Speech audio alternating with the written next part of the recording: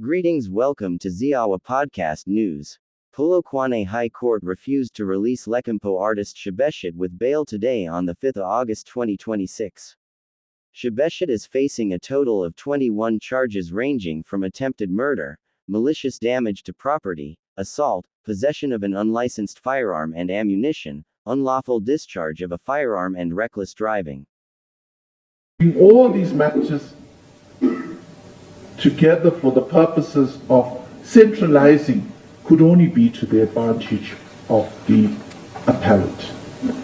The court would be remiss not to note the alleged delay in the regional court concerning finalizing matters, the number of cases on that court roll, and that this was an alleged new fact warranting release.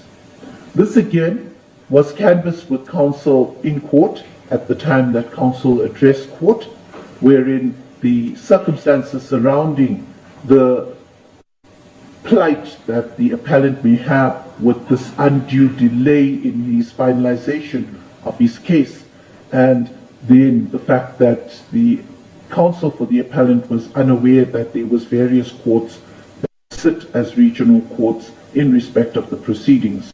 But from the heads of argument, the court gauged that this was not necessarily the situation, but rather that particularly the Polokwane Regional Court would take an excessive amount of time to ventilate this particular trial.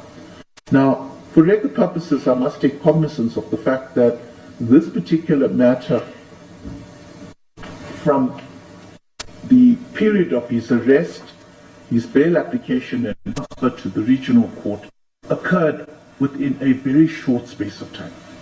That's an extremely unusual set of circumstances.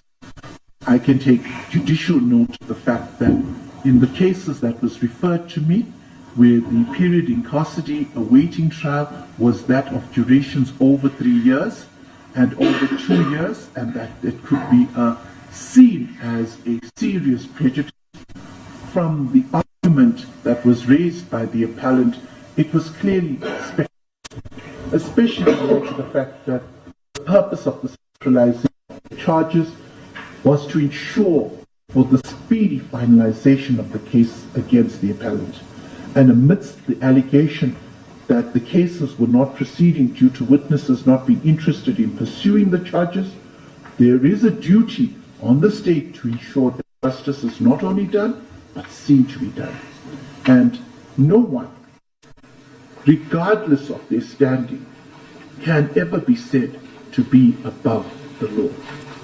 I'm of the view that the appellant failed to take the court into confidence in the first instance, nor in the appeal court, nor in this application on bail on new facts, which was placed before the appeal court after its refusal. He did not take the court into his confidence concerning various aspects raised above. Amidst the alleged weak state's case, he failed, amidst the new facts being raised, to place exceptional circumstances before the court to warrant his release, with specific reference to his affidavit, evidence in support of his release, as well as the various arguments that were raised in respect of the appeal as well as the application on new facts. In the final analysis, the order of the magistrate refusing the admission of the appellant's bail cannot be said to have been wrong, as cumulatively all the facts raised did not establish exceptional circumstances justified in terms of Section 60. The requirements of Section 65(4) of the Act was thus not met. In the result, the appeal against the refusal of bail is dismissed.